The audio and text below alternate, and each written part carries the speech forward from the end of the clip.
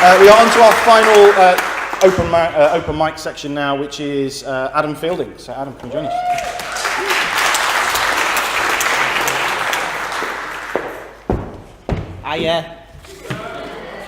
I'm going to crack on because I've only got 5 minutes and I want to get through 2. So this is called Education Limited, and based on my personal experience through the education system and through working with children myself and what I've experienced. Instead of guiding our children's success, utilising the skills they actually possess, we watch as their hopes of a bright future derail because they don't learn on our institutionalised scale, so they fail. Instead of teaching them in a format that they learn best, we sit them down in silence in front of tests. Tests that don't judge a child's full potential. Tests that aren't actually academically influential.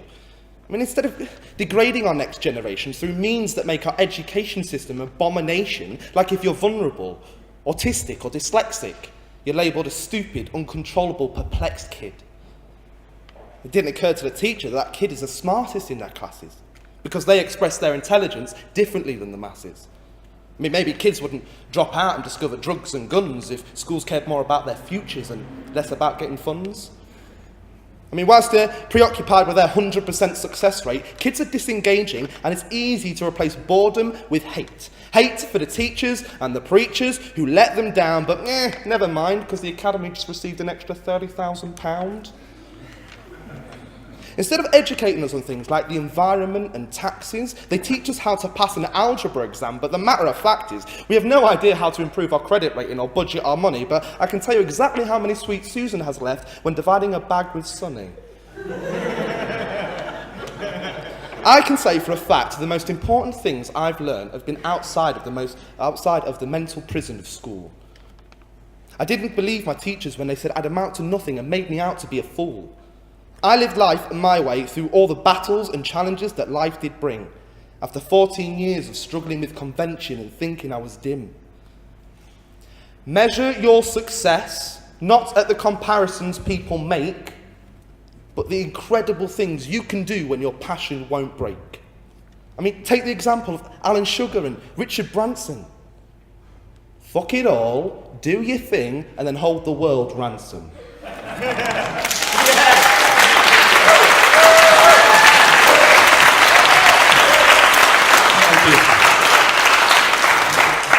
This is called Ignorance. I wrote it a few years ago. It was based on the reaction after Lee Rigby's murder, the Woolwich murder, and what I saw online and social media, and basically what's snowballing now into what God knows what's going to happen.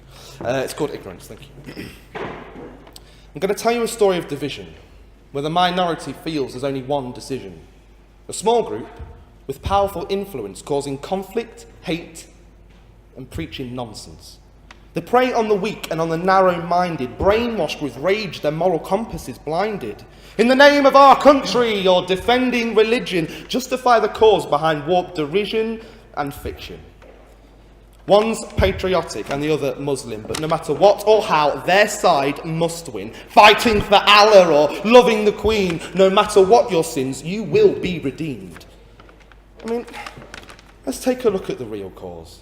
Terrorism, genocide, all the modern wars. I mean, the real reason won't be universally shared, but the ones with power and influence, they're ultimately scared.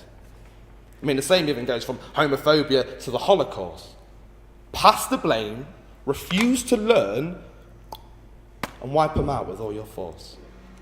I mean, can't you take the time to educate yourselves? It doesn't matter if it's a social snigger or you're dropping shells. If you learnt the true meaning of Islam, understand the morals that are published in the Quran, then you'd see there's no mention of killing, no murdering because others aren't willing. At the same time, you can understand the true heritage of this great British land. With immigration since history began, we've always adapted to Romans, to Vikings, and now Islam. When the devil fights the devil and when we kill our own, how can we learn from our mistakes as history is sown? Blaming mad people's actions under the same umbrella of people who have faith in the Sabbath or Mecca. I mean, you may as well be an extremist yourself. Hasn't anyone told you ignorance is bad for your health? The answer isn't in riots or from the skies above. It's from John Lennon when he sang, "All you need is love." Thank you.